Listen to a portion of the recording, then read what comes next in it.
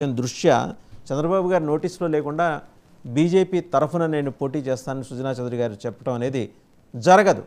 జనాలకు ఉన్న ఒక కామన్ అండర్స్టాండింగ్ అది. రెండోది ఇవాళ జోగయ్య గారి లేఖ ఆయన రాస్తూ మొత్తానికి ఏంటంటే పవన్ కళ్యాణ్ గారి దగ్గర ఒక 40కి తగ్గేది లేదనే స్పష్టత తీసుకున్నారు. మీరు కూడా మీ వాట్సాప్లో లెటర్ వచ్చే ఉంటుంది, ఈ పాటికి చూసే ఉంటారు. ఏమంటారు కిషోర్ గారు? సార్ ఇప్పుడు వాసు గారు నమస్తే అండ్ ప్యానెల్లో ఉండే మిత్రులందరూ కూడా నమస్తే అండ్ 99 టీవీ ప్రేక్షకులకు నా యొక్క హృదయపూర్వక సంక్రాంతి శుభాకాంక్షలు అందరికి కూడా. సో నేనేమంటాడు వాసు గారు, ఇది ఏదో నిప్పులేని పొగరాదనే టైప్ లో మొత్తానికి ఏదో ఉంటది, కమ్యూనికేషన్ విల్ బి డిఫరెంట్. ఖచ్చితంగా ఇప్పుడు సుజనా చౌదరి గారు మాట్లాడారంటే దానికి ఏదో న్యూస్ ఉంటుంది. అందులో బీజేపీలో ఆ విధంగా జనరల్ గా ప్రజెంట్ టీడీపీకి నుంచి వచ్చినా కూడా బీజేపీలో ఆ విధంగా ముందే కమ్యూనికేషన్ ఎక్కడ ఇవ్వరండి. ఫస్ట్ ఆఫ్ ఆల్ ఇక్కడ మీరు నేను అంటున్నది బీజేపీ నుంచి కమ్యూనికేషన్ ఉంటుందని గంటలా నాయుడు గారి నోటీసులో లేకుండా సుజనా చౌదరి గారు ఈ రకమైన ప్రకటన చేసి ఉండకపోవచ్చు అనేది జనానికి ఉన్న కామన్ అండర్స్టాండింగ్. వారిద్దరికి ఉన్న సాన్నిధ్యం దృష్టి తప్పేం లేదు కదండి. పార్టీలు వేరేంత మాత్రం సాన్నిధ్యం ఉండకూడదా, ఫ్రెండ్షిప్ ఉండకూడదా?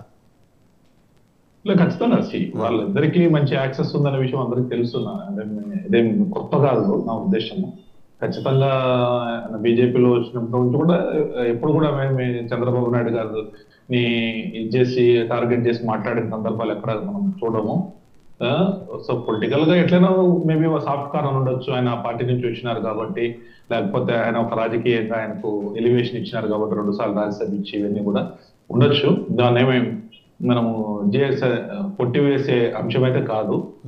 ప్రజల యొక్క ఎవరికైతే అనుమానాలు ఉన్నాయో వాస్తవాలు కూడా జనాలకు కూడా అనిపించచ్చు, దాని డౌట్ ఏం లేదు.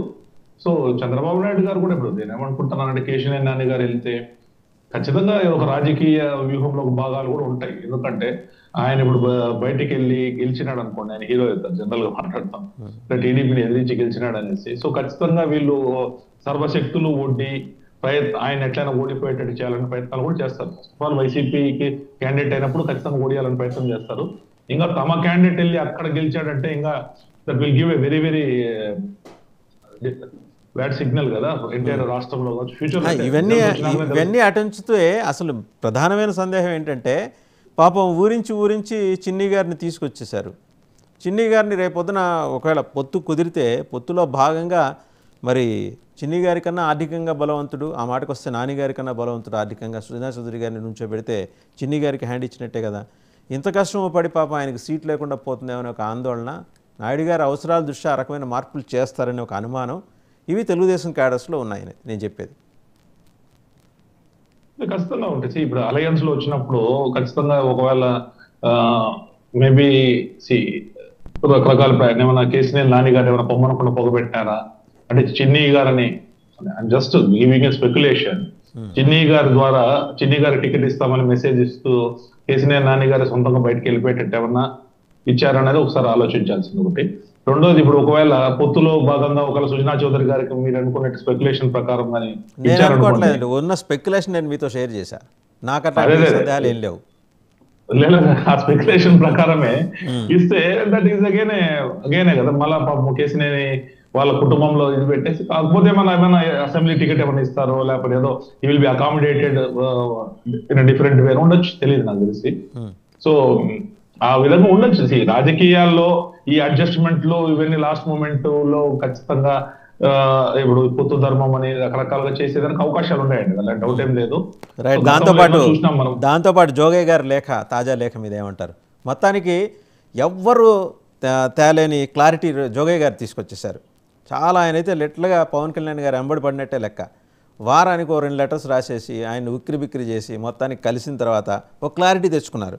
10,000 ఓట్లు తెచ్చుకున్న నియోజకవర్గాలు 61, 15,000 ఓట్లు తెచ్చుకున్న నియోజకవర్గాలు 40, 101 ఉంటే మనం అట్లీస్ట్ ఇప్పుడు 40 నుంచి 60 కోట్ల తప్పేం లేదు కదా అంటే దానికి ఆయన కూడా సుముఖంగా స్పందించారు. స్పందించి 40కి తగ్గేది లేదంటే ఇండికేషన్ ఇచ్చినట్టుగా ఆయన రాసిన లెటర్ బట్టి అర్థమవుతుంది.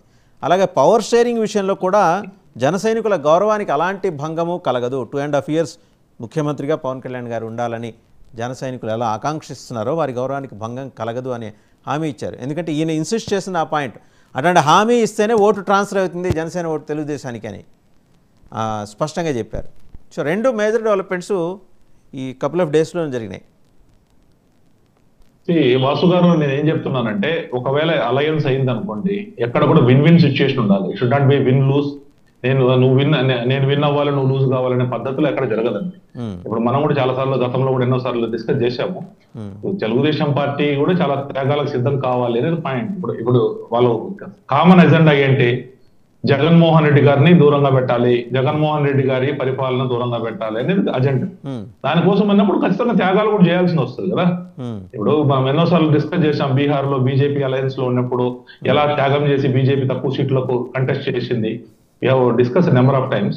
ఇప్పుడు ఉదాహరణకి I will give you example. 2019లో 14లో జేడీయూకి వచ్చిన సీట్లు 2 ఎంపీ సీట్లు బీహార్ లో. బీజేపీకి ఆ రోజు 22 సీట్లు వచ్చినాయి, ఎంపీ సీట్లు. BJP alliance swept almost 31 seats వచ్చాయి అవుట్ ఆఫ్ 14 లో. 19కి వచ్చేటప్పటికి అలయన్స్ ఎప్పుడైతే అయిందో బీజేపీ జేడీయూ, వీళ్ళు ఏం చేశారంటే 2 సీట్లు వచ్చిన జేడీయూకి 17 సీట్లు ఇచ్చారు. 17 seats BJP has given, sacrificing sitting MPs 5 మందిని కూడా తీసి పక్కన పెట్టి 17 బీజేపీ కూడా 17 చోట్ల నిలబడింది.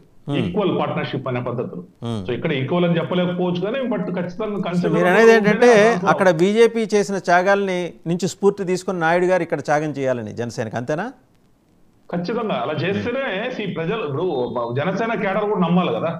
ఓట్ ట్రాన్స్ఫర్ జరిగితేనే కదా ఇక్కడ మ్యాథమెటిక్స్ బాగా కనపడుతుంది. జనసేన టీడీపీ 2 ఓటింగ్ పర్సెంటేజ్లు 6% యాడ్ చేస్తే వాళ్ళకు ఒక పార్టీ వచ్చింది, వీళ్ళు కలిపితే ఈ రోజు ఉండే పరిస్థితులు మేబీ జనసేన 5 ఎండలు ఇంకొద్ది గ్రో అయ్యొచ్చు. వీళ్ళు కలిపితే mathematics is working in favour of Janasena and TDP. But how for the chemistry is true అనేది కావాలి. కెమిస్ట్రీ అనేది ఎప్పుడు అవుతుంది?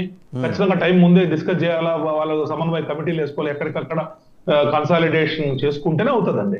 రైట్. సో బీజేపీ ఆ త్యాగం చేసి మీ దగ్గర 39 సీట్స్ తెలుసా మీకు? మొన్న 2019లో మా పార్లమెంట్ లో 39 ఎంపీ సీట్స్ వచ్చినాయి 40లో. ఆ విధంగా చేసుకున్న కారణంగా 17+17 బీజేపీ 17 గెలిచింది. జనతాదళ్ యు ఒక ఎంపీ సీట్ ఓడిపోయి 16 గెలిచింది.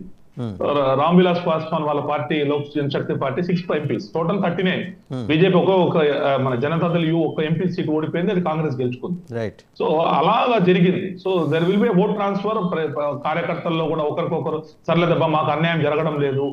ఇప్పుడు 14లో పవన్ కళ్యాణ్ గారు వితౌట్ ఎనీ ఏ విధమైన ఒక పసుపులేటి హరిప్రసాద్ గారికి టీటీడీ బోర్డు మెంబర్ తప్ప ఏమన్నా 5 ఏళ్లలో ఏమైనా తీసుకున్నారు ఆయన? సో ఆ రోజు త్యాగాలు చేసినారు కదా, మధ్యలో బయటకు వెళ్ళారు. అదే వీళ్ళకు వాళ్ళకు అది ఓకే. 14 నుంచి 19 దాకా ఒక ఎంపీ ఎమ్మెల్యే టికెట్ నిలబడలేదు. ఏమి చేయకుండా 5 సంవత్సరాల్లో ఒక్క పోస్టులు కూడా ఏమి తీసుకోకుండా వాళ్ళంతా చేసినప్పుడు ఆ రోజు త్యాగాలు వాళ్ళు చేశారు. ఈ రోజు వీళ్ళకి కూడా అవసరం ఉంటది కదా.